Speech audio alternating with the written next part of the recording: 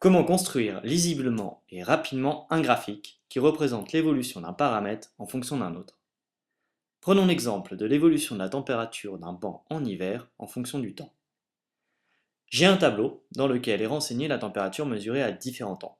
Comment faire? Quelles sont les astuces? Quels sont les pièges à éviter? Pour commencer, on va tracer des axes. Oui, mais attention, les axes doivent être rectilignes et perpendiculaires l'un par rapport à l'autre, sinon c'est incorrect. Oui, mais il faut que je le trace rapidement. On peut aller tout aussi vite en utilisant une règle. Ensuite, il faut nommer les axes. La température en abscisse, le temps en C'est ordonnée. sûr? Alors, la température en ordonnée et le temps en Et abscisse. là, t'es sûr? Non. Comment faire? Il faut distinguer le paramètre contrôlé du paramètre étudié. Alors, le paramètre contrôlé, c'est la grandeur dont le changement est connu et qui sert de référence. Ici, c'est le temps. Il a servi de référence pour prendre la température à 0 minutes, 2 minutes, 4 minutes, etc. Le paramètre étudié, c'est la grandeur dont on ne connaît pas à l'avance le changement tant qu'on n'a pas fait les mesures. Donc ici, c'est la température dont on a mesuré les valeurs en fonction du temps. Donc le paramètre contrôlé, le temps, est placé en abscisse et le paramètre étudié, la température, est placé en ordonnée. Bon, pour l'échelle, je prends 1 cm représente 1 minute. Je crois que tu n'auras pas la place. Le temps, il va jusqu'à 30 minutes. Ah oui, bon alors 1 cm représente 2 minutes. Hmm, je crois que ça va toujours pas marcher. Bon bah comment je fais pour trouver du premier coup la bonne échelle? D'abord, il faut savoir donc que les deux échelles peuvent être différentes. Donc, je vais d'abord m'occuper de l'échelle du temps. Je mesure sur mon axe la longueur maximale que je choisis, ici 8 cm. Je regarde dans le tableau la valeur maximale que peut prendre le paramètre temps, ici 30 minutes. Donc 8 cm correspondent à 30 minutes, soit 1 cm correspond, avec un simple produit en croix, environ 3,75 minutes.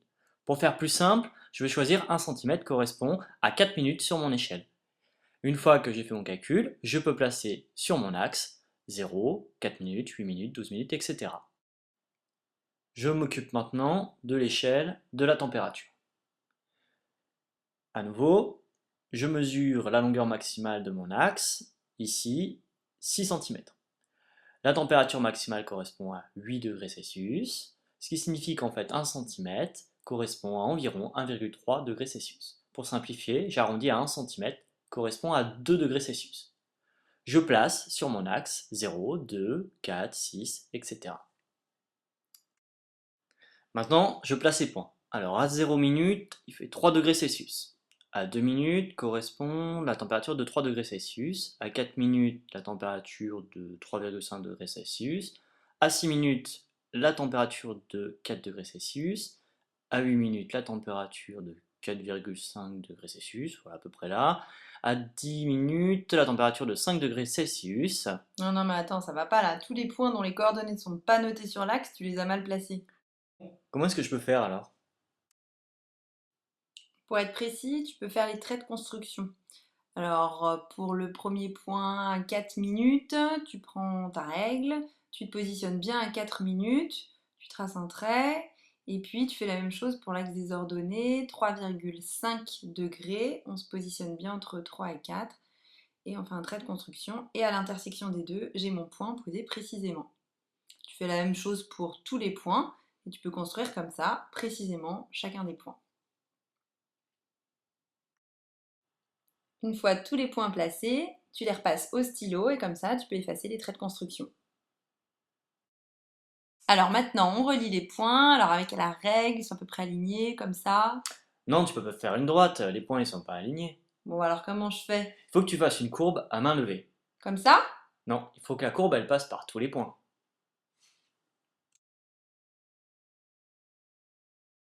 Et voilà, j'ai fini mon graphique. Je vais pouvoir enlever le tableau et le rendre. Oui, mais alors attention, il nous manque des informations. La température en quelle unité, le temps en quelle unité, puis dans quelles conditions tu as fait tes mesures. Alors on prend le tableau et donc le temps c'est en minutes et pas en secondes ni en heures par exemple. La température c'est en degrés Celsius et pas en degrés Kelvin.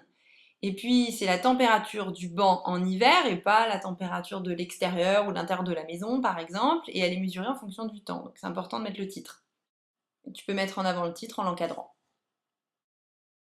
En résumé, j'ai besoin d'une règle, D'un crayon à papier, d'un stylo, et d'une gomme.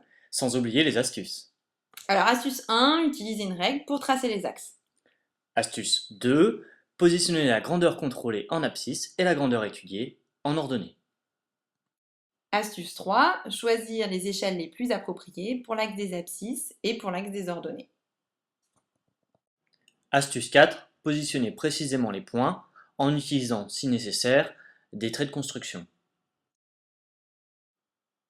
Astuce 5, tracer la courbe à main levée. Astuce 6, ne pas oublier les unités et le titre pour que le graphique soit vraiment complet.